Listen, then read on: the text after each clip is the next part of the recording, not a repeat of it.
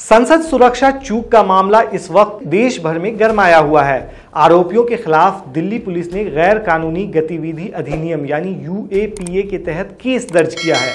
संसद पर 2001 को हुए आतंकी हमले की बरसी के दिन बुधवार को सुरक्षा में सेंधमारी की बड़ी घटना उस वक्त सामने आई जब लोकसभा की कार्रवाई के दौरान दो आरोपी सागर शर्मा और मनोरंजन सदन के भीतर कूद गए। इन दोनों ने नारेबाजी की और केन के जरिए पीले रंग का धुआं फैला दिया। इस बीच कुछ सांसदों ने उन्हें पकड़ लिया। लगभग उसी वक्त दो और आरोपियों अमोल शिंदे और नीलम देवी ने संसद परिसर के बाहर केन से रंगीन धुआं छोड़ा और तानाशाही नहीं चलेगी के नारे लगाए। इस मामले पर पुलिस ने कहा है कि इस घटना की योजना 6 लोगों ने मिलकर बनाई थी और ये चारों लोग उसी समूह का हिस्सा हैं। अधिकारियों ने बताया कि घटना के संबंध में संसद मार्ग पुलिस थाने में आईपीसी की धारा 120 बी यानी आपराधिक साजिश, 452 यानी बिना मंजूरी के अंदर आना और 153 यानी दंगा भड़काने के इरादे से जानबूझकर उकसाना जैसे धाराओं के तहत मामला दर्ज किया गया है। बताया जा रहा है कि सभी आरोपी social media page Bhagat Singh fan club से जुड़े हुए थे।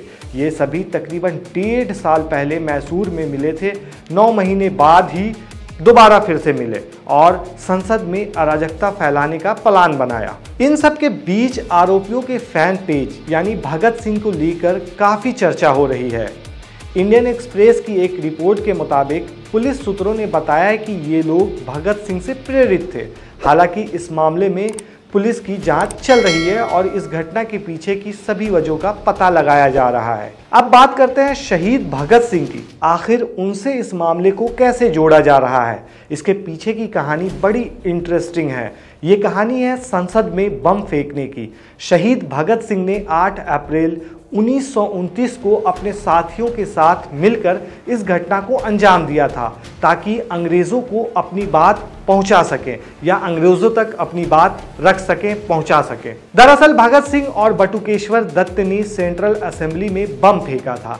इस तरह उन्होंने अंग्रेज़ी हुकूमत के खिलाफ प्रोटेस्ट किया था। घटना के बाद उन्होंने अपनी गिरफ्तारी दे दी थी। तो चलिए उस दिन की पूरी कहानी को समझने की कोशिश करते हैं। उस दिन दोपहर का समय था, तकरीबन 12:30 बज रहे थे। संसद में विट्ठल भाई पटेल ट्रेड डिस्प्यूट बिल पर हुई वोटिंग का रिजल्ट बताने के लिए खड़े हुए। आपको बता दें कि तब वल्लभ भाई पटेल के बड़े भाई विट्ठल भाई पटेल सेंट्रल असेंबली के अध्यक्ष थे। आज इसी को स्पीकर के नाम से बुलाया जाता है। तो हम बात कर रहे थे, अध्यक्ष वोटिंग का रिजल्ट बता रहे थे। तभी असेंबली के बीचों बीच खाली जगह पर 2 बम आकर गिरे। जोर का धमाका हुआ और सदन में अफरा तफरी मच गई। इसके बाद नारों की आवाज़ सुनाई देने लगी, इनकलाब जिंदाबाद। इसके साथ में गुलाबी रंग के कुछ पर्चे भी उछाले गए। इस पर लिखा था, बहरों को सुनाने के लिए धमाकों की ज़रूरत होती है। अंदर जाकर भगत सिंह ने बंदूक निकालकर 2 गोलियां हवा में फायर की। बताया जाता है कि मोतीलाल नेहरू और जिन्ना भी उस दिन सदन में मौजूद थे। बम फेंकने के बाद दोनों जोर जोर से नारे लगाने लगे। फिर उन्हें गिरफ्तार कर लिया गया। वहीं मुकदमा चला तो कहा गया दोनों ने एक बम फेंका था, लेकिन बटुकेश्वर दत्त की तरफ से बचाव पक्ष के वकील आसिफ अली के मुताबिक दोनों बम भगत सिंह ने ही फेंके थे, लेकिन बटुकेश्वर दत्त ने मान लिया कि एक बम उन्होंने फेंका था। वजह बताया जाता है कि वो भगत सिंह से अलग नहीं होना चाहते थे। इसके बाद दोनों के खिलाफ केस चलाया गया।